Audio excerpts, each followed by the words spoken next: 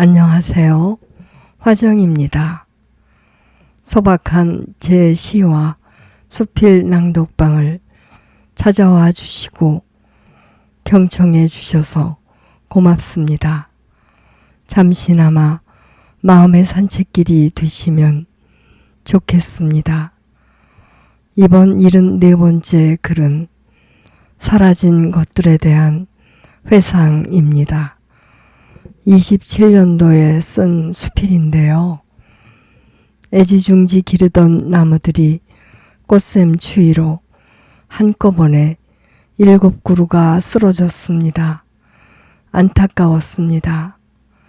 봄 농사를 시작하기 전에 쓰러진 나무들과 고추대와 옥수수대 등을 태웠는데요.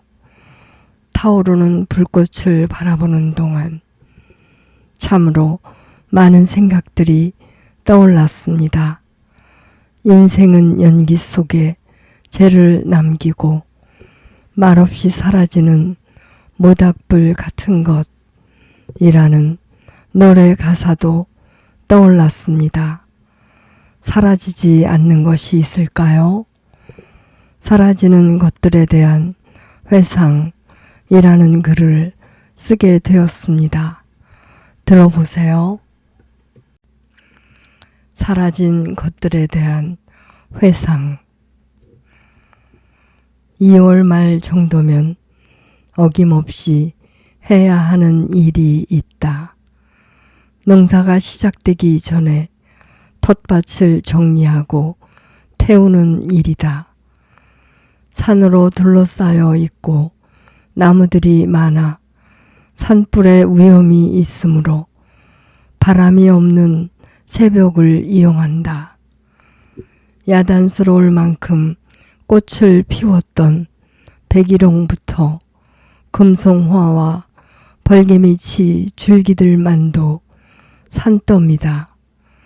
옥수수와 고추를 길러낸 옥수수대와 고추대도 여기에 속한다. 가을 내내 다채로운 빛깔로 우리를 물들게 하던 단풍잎들 또한 태워야 할 목록에 들어간다. 그것뿐일까? 쓰러지거나 병든 나무들을 빼놓을 수 없다. 땅을 마련하고 첫 해에 꽃나무는 물론이요 다양한 나무들을 심었다. 나무를 기르는 일이 처음이었던 만큼 손길과 발길을 게을리하지 않았다. 하루가 다르게 푸르게 자라나는 나무들은 우리 마음에 기쁨을 자라게 하였다. 반면에 나무가 자라나면서 아랫집 뒤뜰을 그늘로 뒤덮는 불상사도 일어났다. 집이 축축해지니 잘라내라고 아랫집 주인이 말했을 때 우리는 울며 겨자 먹기로 나뭇가지를 잘라냈다. 텃밭의 나무들 중 10살 된 나무 7그루가 불행히도 목숨을 내려놓았다. 매실나무 2그루와 복숭아나무 3그루, 잣두나무 1그루, 그리고 홍단풍나무 1그루였다. 작년 봄 뺑덕어미처럼 들이닥친 꽃샘 추위 때문이었다. 우리도 나무들도 10년 동안 같은 땅에서 함께 뿌리를 내려서일까? 서운하고 섭섭했지만 태워야 했다. 타오르는 불꽃을 보고 있다. 채 피우지 못한 청춘을 마저 불사르는가? 꺾일 것 같지 않던 여름날의 정열에 대한 아쉬움인가? 잠옷, 기세 등등하다. 무심코 노래가 나온다. 모닥불 피워놓고 마주 앉아서 우리들의 이야기는 끝이 없어라. 인생은 연기 속에 죄를 남기고 말없이 사라지는 모닥불 같은 것.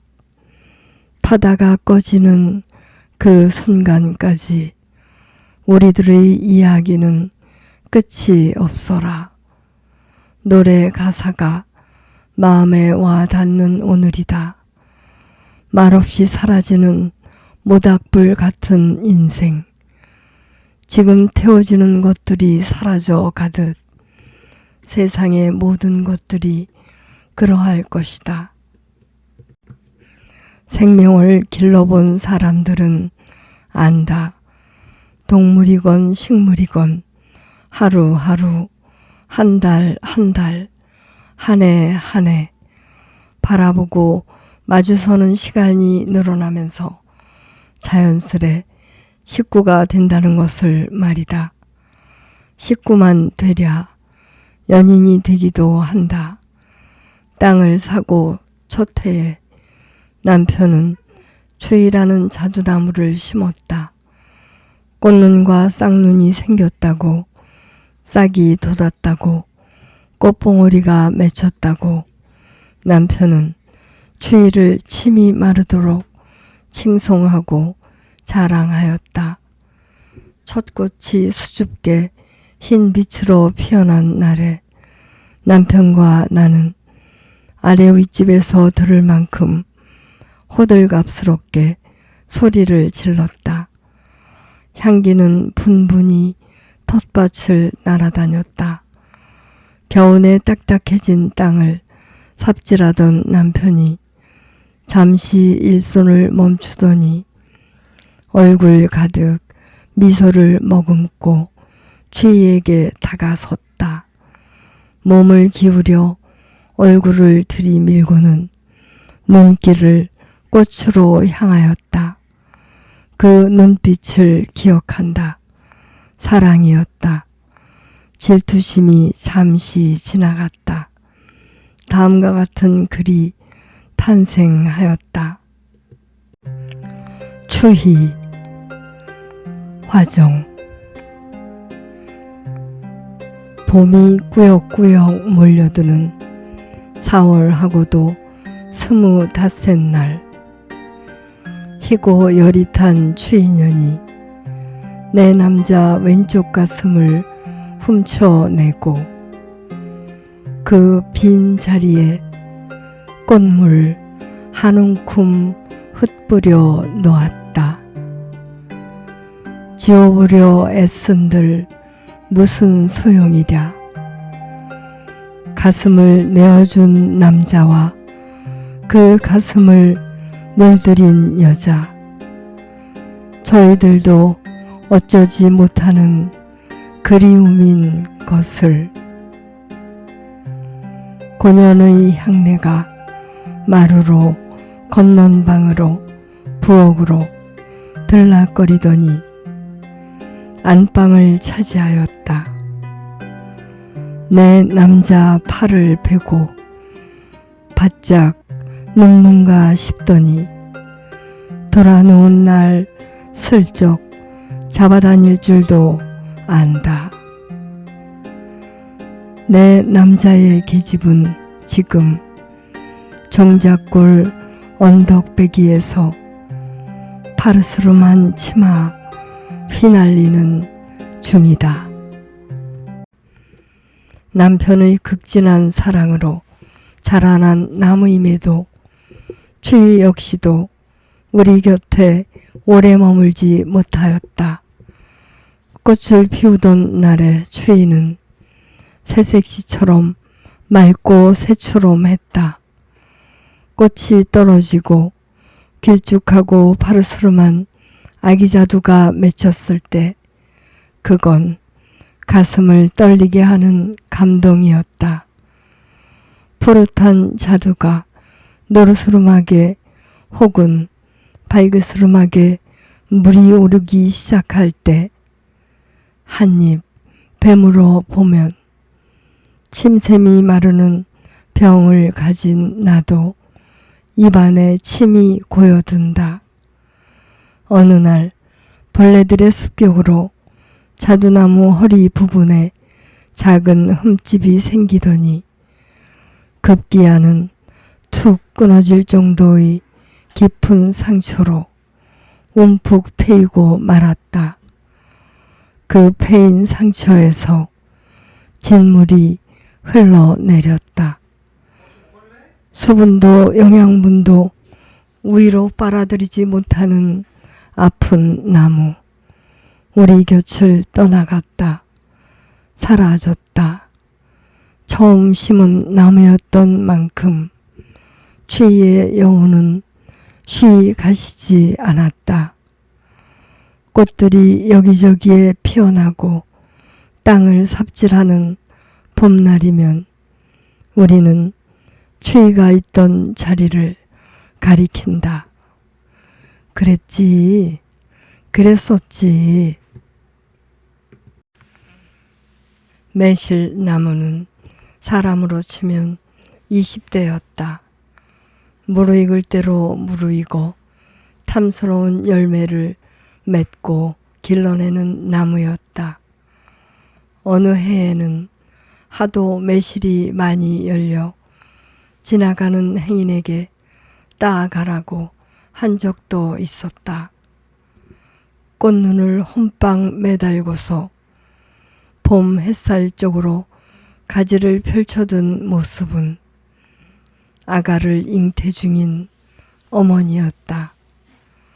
꽃 한 송이 한 송이는 어린 아가처럼 들여다볼수록 빠져들지 않았는가.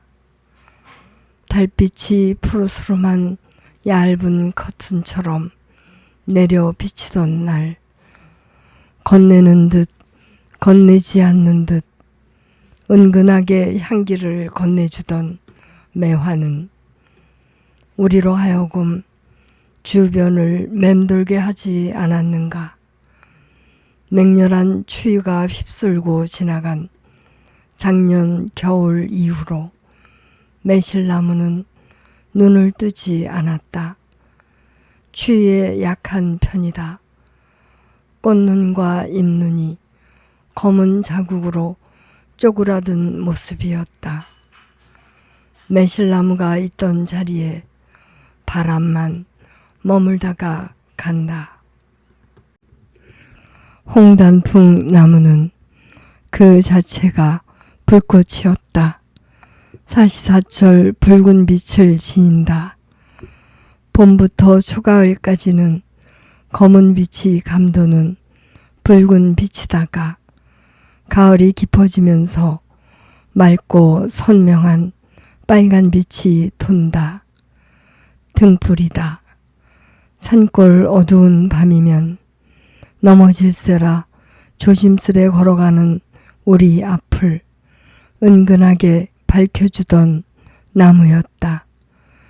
윗집 할머니는 그 홍단풍 나무에 반해서 그 나무에서 떨어진 씨앗이 자라나 검지손가락만한 아가 홍단풍 나무가 되었을 때 정성 들여 옮겨다 심으셨다.